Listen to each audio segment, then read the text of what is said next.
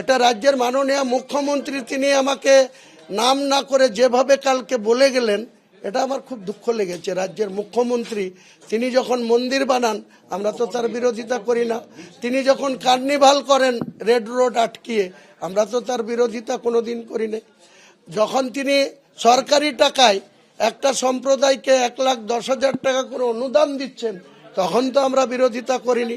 আমি কনস্টিটিউশনের উপরে দাঁড়িয়ে আমি আমার অধিকার মসজিদ করার, সেই মসজিদের কি নাম দেব? আমার পুত্র সন্তান জন্মালে আমি তার নাম বাবর রাখবো না হুমায়ুন রাখবো না অরঙ্গজেব রাখবো না শাহজাহান বাদশাহ রাখবো না সাদ্দাম হোসেন রাখবো? এটা আমার অধিকার। উনি মুখ্যমন্ত্রী বলে দেবেন? এটা কি কনস্টিটিউশনের বলা আছে? আজকে মুখ্যমন্ত্রী এই ধরনের কথা বলছেন। বাহিনী এসছে, আমি স্বাগত জানাচ্ছি। ল অ্যান্ড অর্ডার দেখুক ওনারা, রাজ্যপাল চিন্তিত আছেন। বাড়াক, যত খুশি বাড়াক, আমি তো কোনো অসাংবিধানিক কাজ করছি না, আমি কাউকে আঘাত করার উদ্দেশ্য নিয়ে এটা করিনি।